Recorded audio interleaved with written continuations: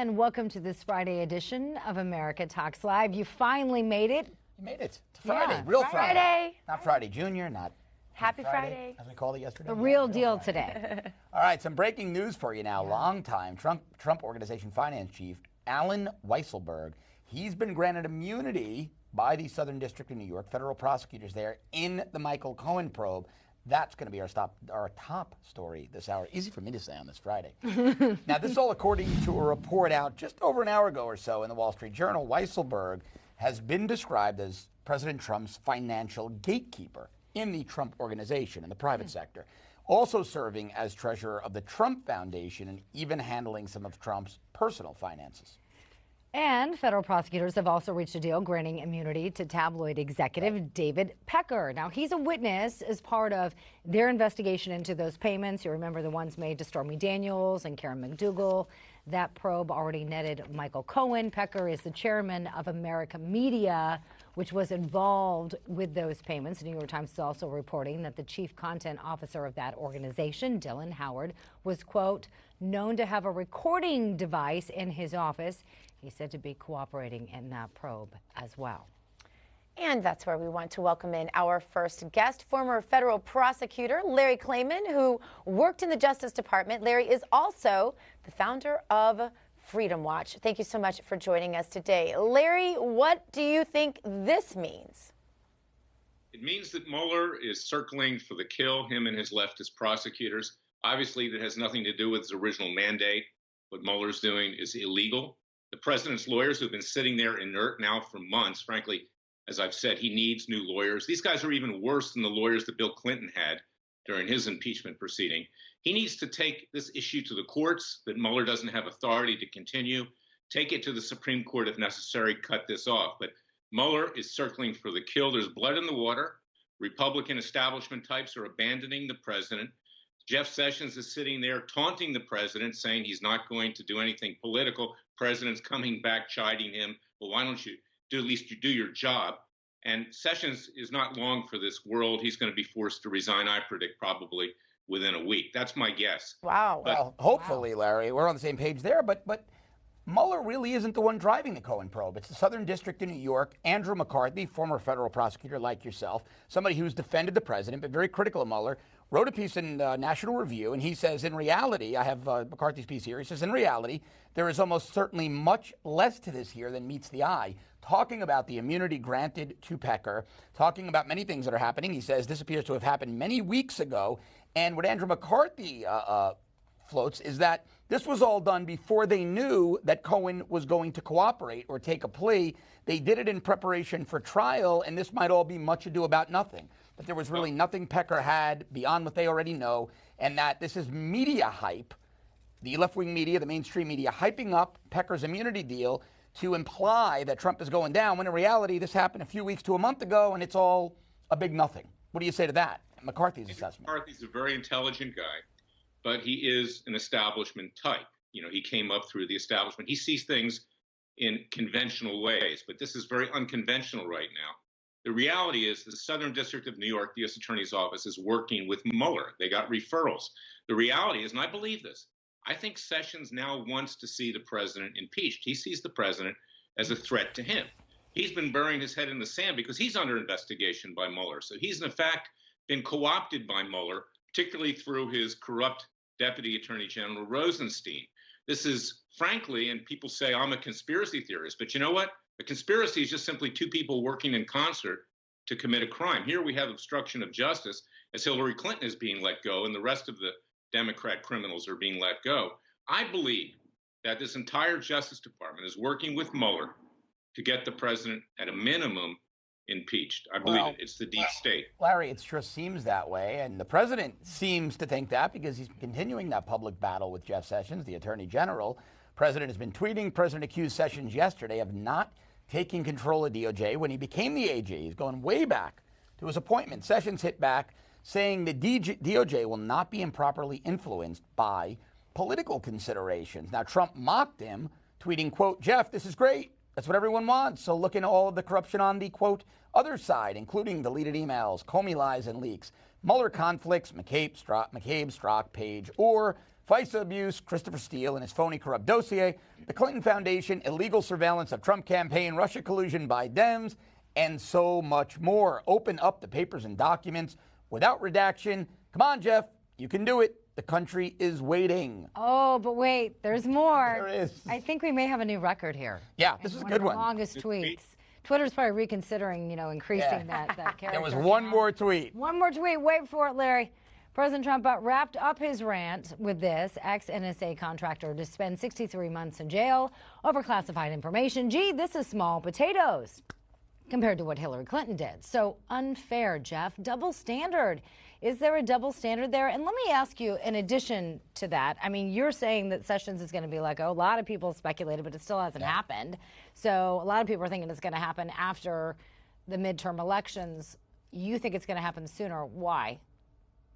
Because it's building for him. Even Senator Lindsey Graham is very moderate. He's an establishment Republican. He suggested Sessions should step down. And if Sessions was a patriot, if he's got 1 ounce of patriotism in his entire cowardly body, he should step down right now. The president's absolutely right, but he needs to take charge. I've never seen worse legal representation of what the president has in my entire 41-year history of being a lawyer. I mean, this is unbelievable. All he's got are television lawyers that go out there and pontificate, and then Giuliani can't even get his facts straight and makes a bigger mess. But Larry, let me ask you though, is there any hope? Because I still see out there in social media people who say, Jeff Sessions has been known forever as somebody who works quietly behind the scenes, but he's doing his job and he's actually very hardcore. Is there any flicker of hope in your mind that possibly behind the scenes he's back there draining the swamp and we're all going to find out at some point that we've all been wrong? No, I'm writing a column today. It's going to be on freedomwatchusa.org about that, because I've had experience with him. I talked to him after he was confirmed. He said he would look into the illegal surveillance on the Trump Tower when Rosenstein was confirmed. He had a conflict of interest, he said. He said he would look into the political prosecution of the Bundy family. He didn't do any of those things. And then when the Bundy indictment was dismissed by this very partisan judge, Gloria Navarro, appointed by Obama, recommended by Harry Reid, he even had his prosecutors, rather than reviewing the case, which he promised he would do, file a notice of appeal. The man is totally dishonest. In fact, when we crank up our citizens' grand juries, I'm going to have him indicted for obstruction of justice and failing to carry out his oath of office. He's an absolute disgrace, and it's time we stop mincing words. The president needs to fire him, or at least the resignation. Yeah, I don't think you are, Larry. But hey, listen, Larry, I got to agree with you, because here's what I see, right? Michael Cohen is being prosecuted for arranging a payment to a woman over some sexual allegations, affair allegations, consensual, by the way, if even true, to influence the outcome of the election. Gloria Allred's daughter, liberal attorney Lisa Bloom, arranged payments to women who accused Donald Trump of sexual affairs, allegations, sexual harassment. Arranged payments to those women. No prosecution by Jeff Sessions, DOJ, right? Identical fact pattern in each case. One is considered criminal, the other is meh, no big deal. I mean, if that doesn't tell you that Sessions is compromised, or I would even argue at this point, potentially an enemy of the administration, what does? No, he is, John. And here's another thing. There was wiretapping of the Trump Tower by Obama deep state intelligence officials, right. Brennan, Clapper, also Comey. FBI was involved in that. They captured telephone communications because Jeff Sessions was on the transition team, and before that the campaign, from him. So they likely have dirt on him, and he's probably being blackmailed, or he thinks they have dirt on him. The guy can't be attorney general. If he believed in this country, if he believes in justice, he would quit now. Yeah, but if he's compromised, maybe the masters are telling him, hypothetically, if they've got dirt on him, maybe they're telling him, don't you dare quit. If you quit, we're going to release it. That's right. He's working for the Obama deep state at this point, unquestionably. And then he perjured himself in front of Congress when he said he hadn't met with the Russian ambassador. He did perjure himself. Now, It was not material perjury, because there's nothing wrong in meeting with the Russian ambassador. As a sitting senator. Under oath. Yeah. So he's compromised to the extreme, and basically the Democrats, the Clintons, the Obamas, they own Jeff Sessions. But in fairness, going back to that perjury remark, I just want to clarify, not to question your expertise, but he said he did not meet as someone with the Trump campaign. That he met as a senator. Was that a good enough clarification, or that just didn't cut it for you? No, it wasn't. I don't like Al Franken, who asked the questions, obviously. But, it can also be the omission of a material fact, which can result in perjury. In any event, he's likely being investigated for that, too, by Mueller, whether he perjured himself or not. And like I said, meeting with the Russian ambassador, there was nothing wrong with that. Right. But he didn't tell the truth then, and he's not telling the truth now about his service to this country. And it's absolutely a terrible situation. And that's why I, at Freedom Watch, are trying to become the People's Justice Department. We are. We're all that really is left. That's not an advertisement. That's the truth. We have no Justice Department. And I was once proud of it. I was a prosecutor and defense lawyer. Yeah, Larry, let's talk about the DOJ, because we're hearing a lot more now about Bruce Orr, the guy whose wife Nellie Orr worked for Fusion GPS.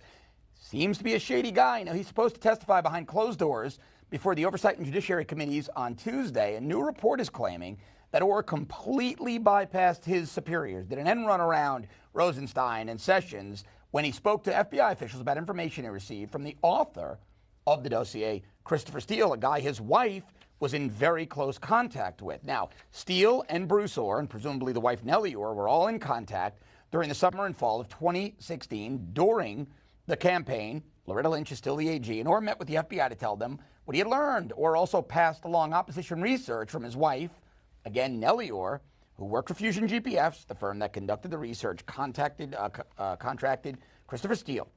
This all looks really bad. However, ABC News reports that DOJ officials are trying to downplay Bruce Orr's role in all this. They claim, he's just a rogue actor, some random guy, no one knew what he was up to, and that Orr's information had little impact on the Russia probe.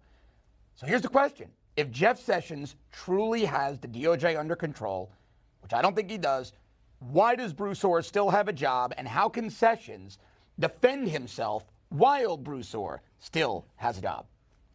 He should have a job. Worse than that, he should be prosecuted, Bruce Orr, because he obstructed justice as well, and we'll have him indicted as well. I have experience with Bruce Orr. There's a blog on my site at newsmax.com, Clayman's Court, about Bruce Orr going back to the early 2000s when he covered up a scandal by Hillary Clinton, ironically, for campaign finance criminal violations. $2 million was raised for her Senate campaign through the Hollywood tribute to Bill Clinton put on by a client of mine at the time, Peter Paul. He was assigned to investigate that by then Bush Attorney General John Ashcroft and the Deputy Attorney General in the criminal division, Michael Chertoff. And he covered it up. He assured us that he would investigate it. Hillary was not indicted. Her campaign finance chairman was. And a jury in Los Angeles said, well, how can we convict this guy when the person that's behind this is Hillary Clinton? So he's been dirty for a long time. He's been a partisan for a long time. He's a complete hack, and he shouldn't be in the department. And he's head of the crime task force to this day, and he should be removed and prosecuted. All right, Larry Clayman, thank you so much for joining us today. We appreciate it.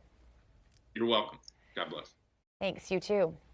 Could we see President Trump pardon his former campaign manager, Paul Manafort? That's a question a lot of people are asking following that guilty conviction we heard about this week. We're going to break it all down for you coming up on America Talks Live. Stay where you are.